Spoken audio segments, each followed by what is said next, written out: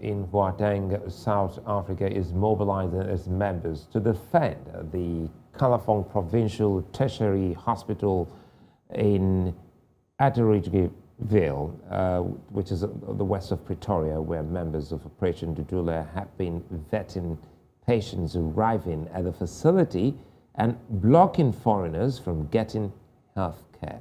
EFF's acting Gauteng Provincial Chairperson Itani Edwin Okwango questioned why police have not arrested or dispersed Dudula members despite an interdict obtained by the health authorities against the people blocking the hospital entrance and vetting patients.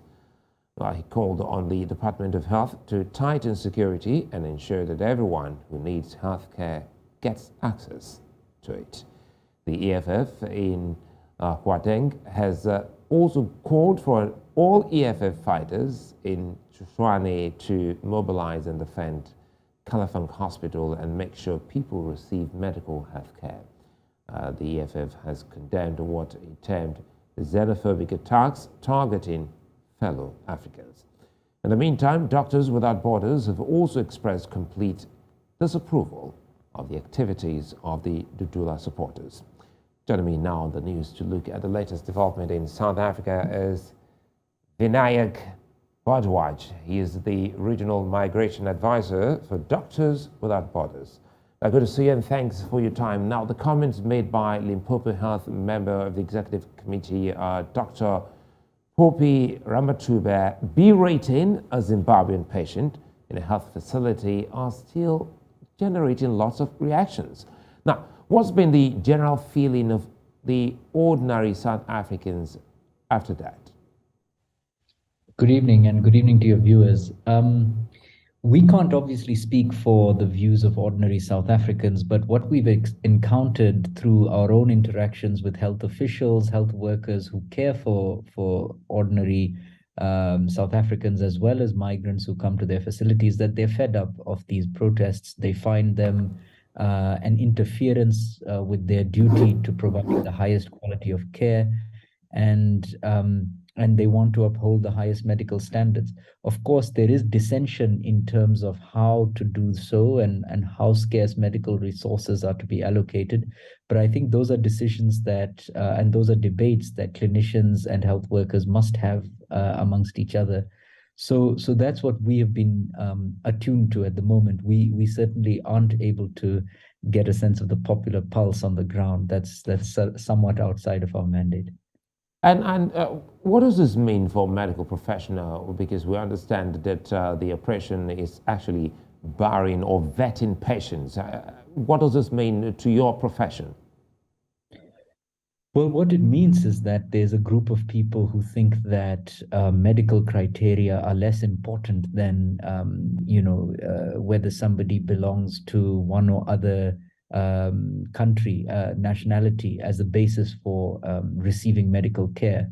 It also means that these criteria, which are completely arbitrary, and in the case of Africa, in many ways colonially determined, which country you're from, which side of an artificial border you land on, is becoming much more important in deciding whether or not you receive medical assistance than whether your medical need justifies it. And for us as a healthcare worker-led organization, we find that unacceptable, and we're deeply opposed to it. And we really hope that the extraordinary actions that we've seen from law enforcement in South Africa and responsible public officials, that this will become the norm, and that some of the comments, including the one by the MEC, are the sort of unfortunate exception.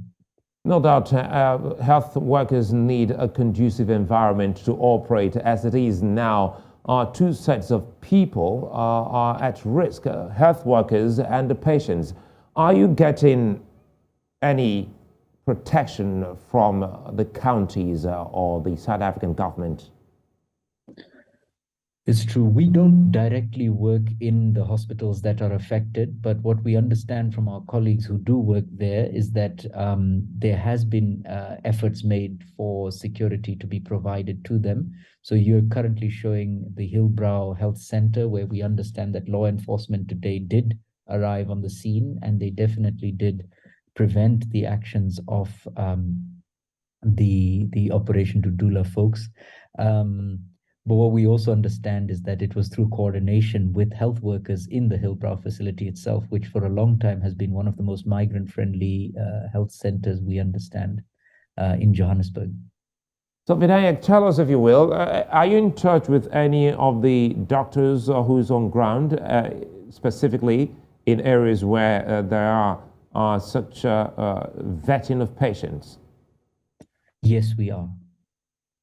And what's the information you're getting from your colleagues working on ground?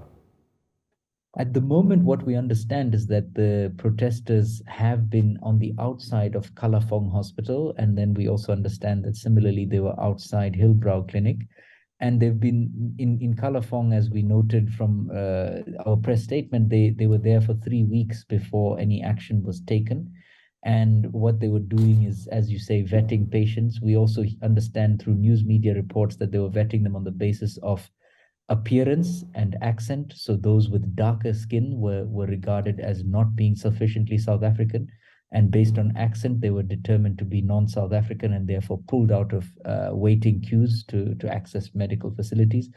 And we understand that doctors are frustrated. They have appointments booked. Some of those patients, those appointments are very hard to come by. And when they do come by, it's essential that they are provided with care. And now, for many of them, they're going to have to either look for care in private facilities, which comes at a great cost, or they're going to have to rebook an appointment, which also is quite an imposition on the patients as well as on the health workers.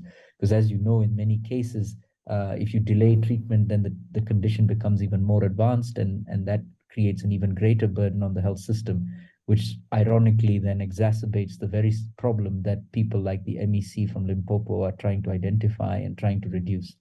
So we really feel that it's unacceptable that people are being weeded out of hospital queues on the basis of nationality by groups like Operation Dudula, and it needs to stop, and it should stop urgently. And lastly, before I let you go, what's the risk of vetting and turning back patients in the case of some with communicable diseases or those who are in dire need of medical attention? Well, for one, those patients directly are negatively impacted, and many of them could suffer quite significant consequences. But what it also does is it creates a chilling effect. So if somebody who might otherwise have presented at a health facility with a notifiable condition, with a communicable disease, then that person will be too scared to go, or they'll be too scared to take their child or elderly relative, and the risk of contagion becomes higher. And that's going to affect not just migrants or specific populations, it will affect everyone. And this is why we believe, migrant health is public health. And it's important that, the broader public understand this, and that the actions of a few don't compromise the health of us all. Vinayak Bhardwaj, many thanks for speaking with us. Thank you very much, and thanks to your viewers.